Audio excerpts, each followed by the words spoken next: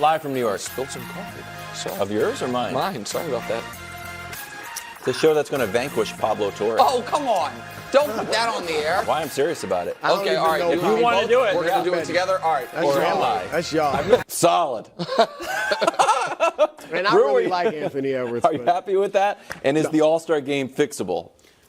Probably not. And I hate to say that. I'm going to give you guys two reasons. I have two reasons it's probably not, and then I do have two potential solutions. But we'll go back and forth. So first, why I don't think it is. I've been to probably 15 All-Star weekends, okay? And there is so much going on. It starts Wednesday night. There's multiple dozens of parties every night, and the players are at the parties too. Then during the day, the players are going to these different events for their marketers that, for the different products they endorse. And then they're doing stuff for the league. Community service, whether it's helping out building homes, reading the kids, all types of stuff. By the time you get to Sunday night, you are exhausted. I'm just a writer going, and I'm exhausted, and I'm telling you, I bet you for these players when they get in on Thursday, whatever, the game is like the last thing on their mind because you have so much other stuff going on that the game, I hate to say this, it's an afterthought. Can I ask you a question about that? Because I haven't covered a bunch of them, and I certainly didn't cover them back when the All-Star game was awesome and competitive. Right. Back when we talk about, not 40 years ago, but 15 to 20, 25 years ago when the games were more competitive, was that still the schedule? It and wasn't those guys quite. Were just powering it's just through getting more and more. Okay, got it. More and more Go is ahead. going on. The All-Star game for the NBA is like the Super Bowl week for the NFL. Because the finals isn't that, because you're going from city to city. For the NBA, all the corporate parties and everything, that's during that week.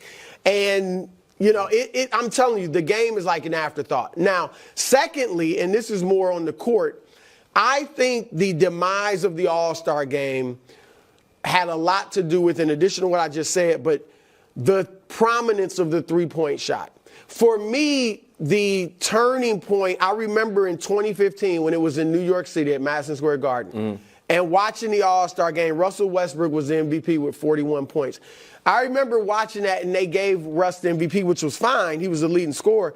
But I was like, how do you even choose an MVP in this? Because there was no resistance whatsoever. Russ just scored the most points. And what I noticed in that game, in 2013, they took 71 three-pointers. In 2014, it was 100. In 2015, when the game became kind of a joke, to me at least, they took 133. Look at these three-point attempts. These are the most in the All-Star game history.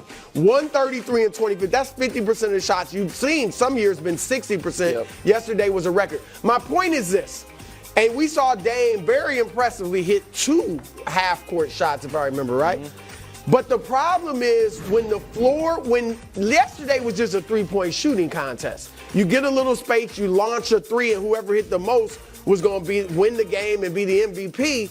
But when the floor is that spread, all right, for the everybody's outside, you either take wide open threes or the driving lanes are so open that it's just wide open dunks, and the game is not competitive at all. Now, quickly, when the game was closer to the paint, and I'm not saying we want to go back to that, but when it was closer to the paint, even if the All-Stars weren't defending as hard, when you drove, there was 4 or 5 people in there. Yeah, so it looked, and it was more resistance, and it looked like it was more resistance. So I think those two things have hurt it. I'll give my solutions after you guys. Okay. So here's, just to continue on your point, here are the numbers between, I asked Josh to find just a close game. So this was 2001. Iverson was the MVP. The score of the 2001 game was 110-111, I believe. So there's almost close to double the points. 31 to 168 threes is what you're talking about. We put free throw attempts on there just because there's some resistance to just going to the basket. Blocks 12 to 3, and steals, there's still, a loose ball, bad pass counts as a steal. And then here's total on how the game compares now to how it was in 2000. Regular season games had about 190 points. All-Star game, 221. So, hey, you know what? Have some fun. Score 30 more points.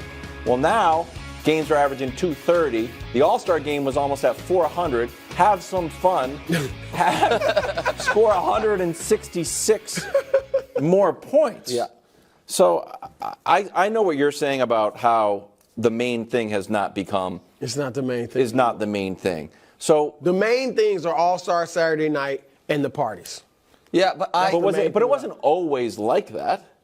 No, I mean, I think the players. There was did. always parties. There was always some sponsorship activations, but now it's kind of crested. It gets more earlier into the week. So I think people respond to incentives, and I think that money is a tough one when guys make this much money. So the other thing people respond to is praise and criticism. And this is where, and Brew, we've argued about this before in relation, I think, to load management, but I also think it's all fruit of the same poisonous tree. I was watching one of the coolest moments in college basketball all year. The coverage of Caitlin Clark going to break the all-time and has broken the all-time scoring record. Caitlin Clark, who is one of the best attractions in sports, across all sports, genders, professional, collegiate. And Jay Williams, who I respect, and I know you guys have relationships with, refused to call her a great player. And his answer was, show me the rings. Show me the hardware. I don't care. No. They weren't asking, is she the GOAT? They weren't asking, is she the best of all time, better than Cheryl Miller and Breanna Stewart? It was, is she great? And he was like, no. You know how I know? Her hand looks like this. No rings on it. And I'm watching that, and I'm like, well, of course. That is how we have changed the coverage and the discussion of the NBA. None of it matters except for who wins, how you play at the end. And guys have responded. You mentioned the 01 All-Star game. When's the last time when we're talking about all-time greats we were like, and don't forget, they kicked ass in the All-Star game that one year. That used to be a thing, though. It used to be. Kobe Remember when won the All-Star MVP. It was like, yes, that meant a lot. Agreed. It used to be a thing. And now, it's Michael Jordan's fault? No. I am not saying that. It is our fault. It used to be a thing. We used to reward it. We used to talk about. I remember Simmons pointing out that the reason he loved the All-Star game is because it was, you kind of got a little snapshot of who the best players in the league were as far as who was on the court, see them compete. And now, all of our coverage about this league is, or a vast disproportionate amount, is about, oh, you won league MVP, Joel Embiid. Actually, bad thing because you didn't show up in the postseason. I hear what you're saying, but it's not like dudes don't still want regular season awards. They want to make all NBA. Heck, we think Embiid went out there and played injured because he wanted another MVP. So I do think guys still want the regular season awards. Because also we do give that some credit. So you said you wanted to give solutions. I've got one that I think recognizes that we have incentivized the players who only care about the postseason, and just steal from baseball.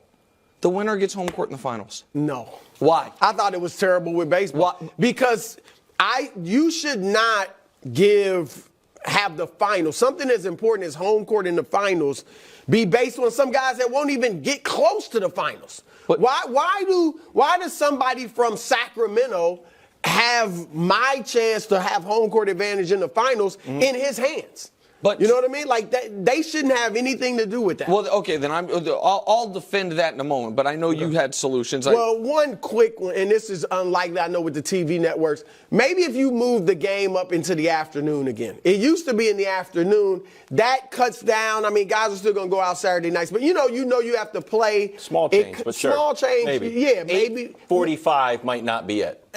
When the Super Bowl That's starts just at 6. more stuff going on before the game. I buy that. And on Sunday, there's a lot going on, too. So that's one. Secondly, and this one, I used to really want to see this, but now I'm skeptical myself. But how about if you made, at least for 1 year, international versus American players? that I think would ramp up the competitiveness. I think the international players would compete. Like Luka and specifically Jokic. Terrible. They're like, I Terrible. bet they are disgusted with this game because they can't, they're not even, it's No. not a game for them. Like What? Jokic looks like he can't even play basketball. Luka when he's on the court with them. took a 70-foot shot. Yeah, and Jokers didn't do anything. No. I thought it was embarrassing. I don't. Go. You're fired up about this, man. I know, but I need to be America's sweetheart. I No, can't be that's all right. You know fired what? up. You can be Well, fired up about the this. international, Giannis wants to compete, I think. Then you can. Then he should have. Well, he's done it over the years, but you begin looking silly. If you're out there playing hard Well, that's the and thing. nobody There else needs to be a it's like, coalition okay. of maybe the former MVPs get together and say, like, hey, do we want to play for real? And Silver's on the record saying, like, hey, I expect the game to be competitive because Joe Dumars was talking to people and he had Iguodala in on it as a player. So there was an expectation that this game was going to be much better than it was. So that was frustrating, and I thought it was embarrassing that it broke a cardinal rule of sports that we all kind of agree on. It's why, like, you're not allowed to gamble on the games. Are you trying your hardest? And if the answer is no, that it breaks, everything breaks. And one final point, and I'll throw this to you, Nick. Yeah. The competition is not necessarily between East and West. It's for viewers' attention, and it's for fandom in sports. And we talked about this, Brew, about some of the marquee moments of the NBA season. And if you go to the NBA calendar, it says like signature days or whatever it is. Opening night, not super memorable. Denver beat the Lakers. Again, I called it a must-win game because I felt like it needed to ramp up, and it was a must-win game. Christmas used to be NBA. Football, yeah. That's It was Ravens, 49ers, Chiefs, Raiders, and Giants, Eagles. And NBA kind of lost Christmas. Yeah. MLK is a major day in the NBA. There was 4 games. There was also 2 NFL games. The Bills game got moved because NFL of weather. playoff games. No Playoff less. games. Yeah. Right. So that day became very much about the NFL. Rivals Week. The story of Rivals Week was what? It's LeBron, Steph, chapter 20, which was excellent, but also Embiid's not playing in Denver. That kind of became the major story. And then this all-star dud. So this is, I would say 5 of the major moments for the NBA that have just kind of fallen by the wayside. And I think, Nick, in the fans' calendar, and maybe the people that are just myopic on the NBA are not seeing this. This is the opportunity to take the torch from the NFL and say it's our time to demand with the All-Star game. Yes, Right. America's And so attention. can I defend and you lost it. the home court advantage thing for a moment? Because I understand the idea. know what I mean? Guys that I aren't get it. even- yeah. But then keep this in mind. It would matter a ton to whichever coaches were appointed. Because who are the coaches? gotta The one check, right. seed of So each what's Doc side. Rivers gonna do? So what is he That's going to the do? thing, yeah. He's going to play his 5 best guys at the end. He's going to play the guys who are trying. And if you are the coach of a team that is the 1 seed, or in Milwaukee's case, it's weird because you don't do it back-to-back years, but a contender, and it's like, oh, okay, this guy is screwing around. He's not going to play.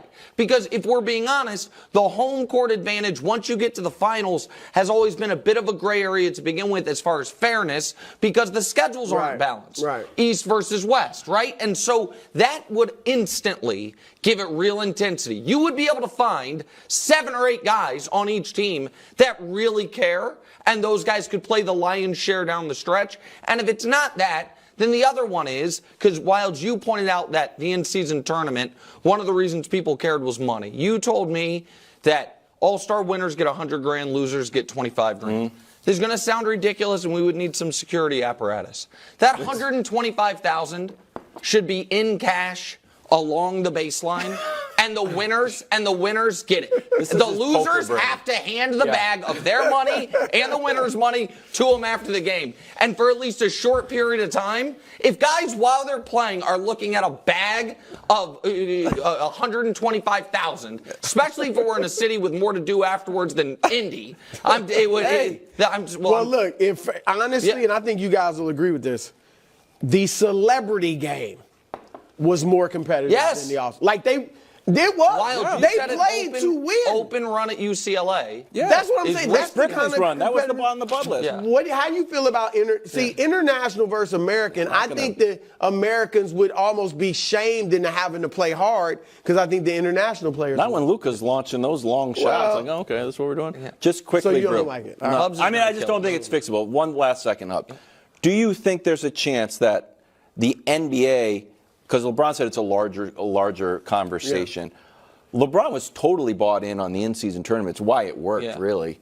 Do you think that there needs to be a financial incentive like the in-season tournament? Or, hey, you know what? If we're going to have one extra thing that we really ramp up to playoff level for, it's going to be the in-season tournament. It's not going to be the in-season tournament and the All-Star just game. the losers don't get the bonus money.